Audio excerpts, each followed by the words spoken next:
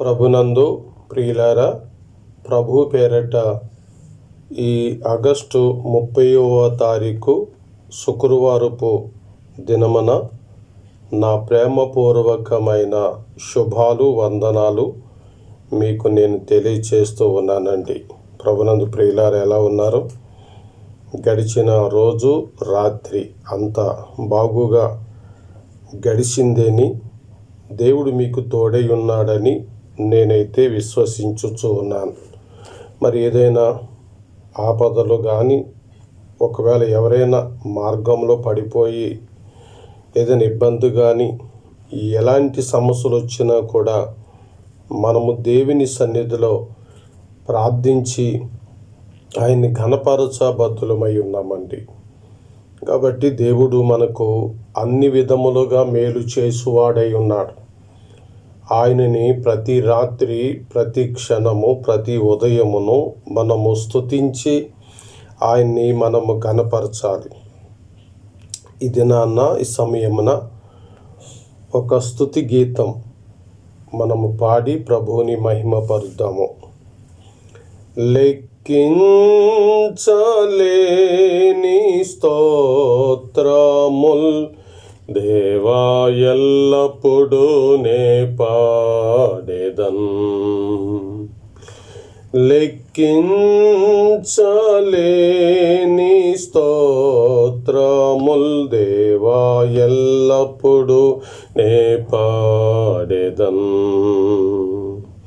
ఇంతవరకు నా బ్రతుకులో, ఇంతవరకు నా బ్రతుకులో నీవు చేసిన మేళ్ళకై లెక్కించలేని స్తోత్రముల్ దేవా ఎల్లప్పుడూ నే పాడెదన్. లెక్కించలేని స్తోత్రముల్ దేవా ఎల్లప్పుడూ నే పాడెదన్. ఆకాశముల్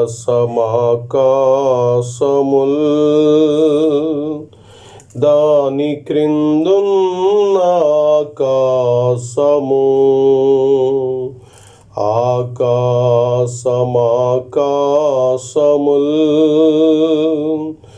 దాని క్రిందున్న ఆకాశము, భూమిలో కనబడువన్నీ ప్రభువా నిన్నే కీర్తించు. భూమిలో కనబడువన్నీ ప్రభువా నిన్నే కీర్తించు. లెక్కించలేని స్తోత్రముల్ దేవా ఎల్లప్పుడూ నే పాడెదన్. లెక్కించలే స్తోత్రముల్ దేవా ఎల్లప్పుడూ నే పాడెదన్. ప్రభునందు ప్రియులారా, బైబిల్ తెరవండి. 119వ కీర్తన మనము 17వ శరణాన్ని చదువుకొని 24 వచనాల వరకు ధ్యానం చేద్దామండి. నీ సేవకుడునైన నేను బ్రతుకున్నట్లు నా ఎడల నీ దయారసము చూపుము. నీ వాక్యమును బట్టి నేను నడుచుకొనుచుందును. ఈ లేఖనాలు మనకు ఆయన దీవించి ఆశీర్వదించును గాక. ప్రభువుకి స్తుతులు సమర్పిద్దాం.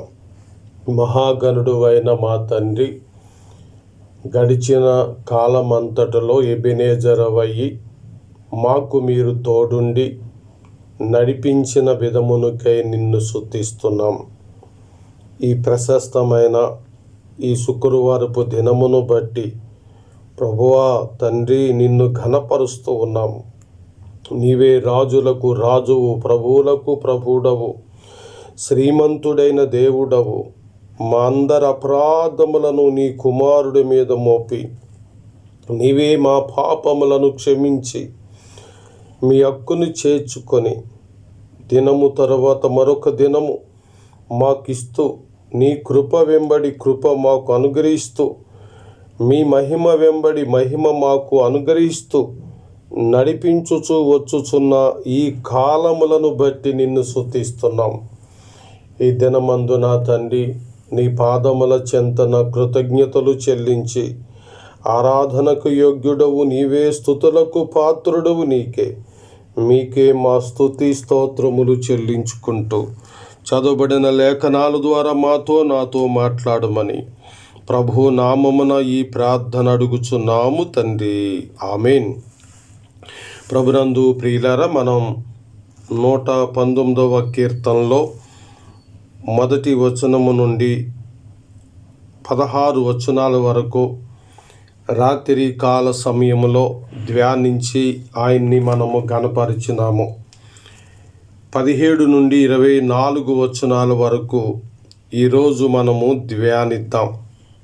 17 నుండి 24 వచనాలలో ఉన్న మర్మము ఒక్కటే. ఆయన వాక్యమును ఎరుగుట, ఆయన సత్యమును తెలుసుకొనుట. అలా తెలుసుకొనుటకై ప్రార్థనాపూర్వకముగా ఆయన సన్నిధికి మనం చేరి ఆయనను అడుగుటలో ఈ భాగాలు 8 మాటలు మనకు సహాయం చేస్తున్నాయి.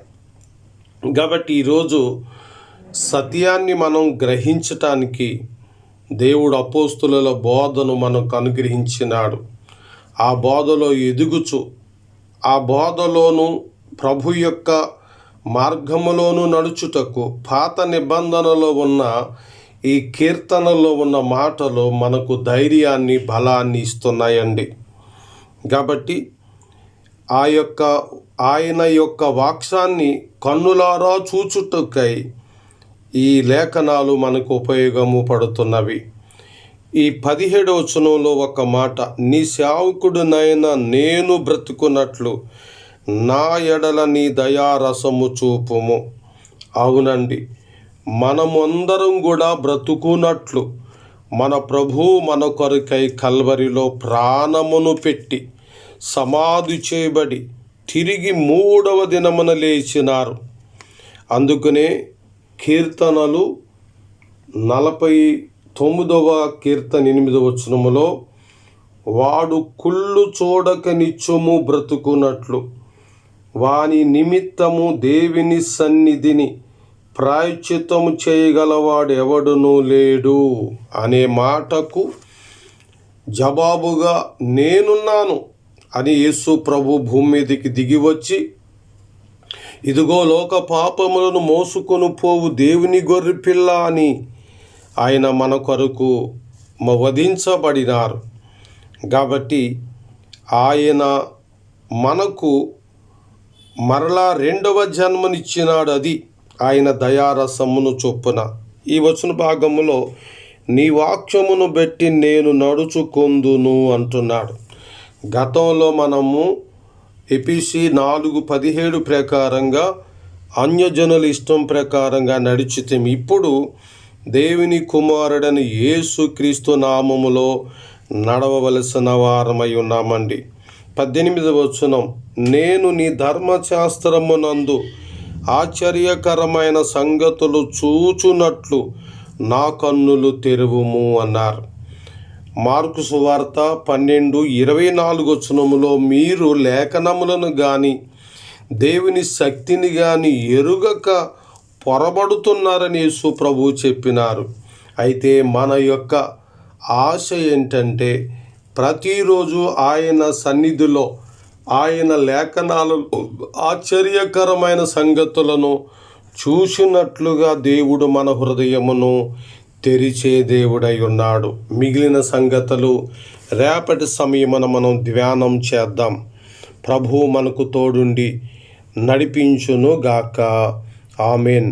ప్రేమ నమ్మకమైన మా తండ్రి, ఈరోజు ప్రయాణాల్లో మీ సహాయం దయచేయండి. ఈరోజు వ్యాపారాల్లో సహాయం దయచేయండి. వివాహముల కొరకు ఎదురు చూస్తున్నారు, సహాయం చేయండి. గర్భిణీ స్త్రీలకు సులువైన కాన్పును అనుగ్రహించండి. బాలింతలను బలపరిచి ఆరోగ్యవంతులుగా ఉంచండి. మీ కృపతో నింపండి. మా దేశీయ రాజకీయ నాయకులకు మంచి ఆలోచనలు దయచేయండి. విదేశాల్లో మా ప్రియులు మంచిగా పనిచేసుకునే కృపను మాకు అనుగ్రహించమని, ఈరోజంతా మీరే మాకు తోడుగా ఉండి మా జీవితం అంతటిని బలపరచుమని ప్రభువును రక్షకుడైన యేసుక్రీస్తు ఘననామములో ఈ ప్రార్థన అడుగుచున్నాము తండ్రి. ఆమేన్. దేవుడు తోడుండును గాక.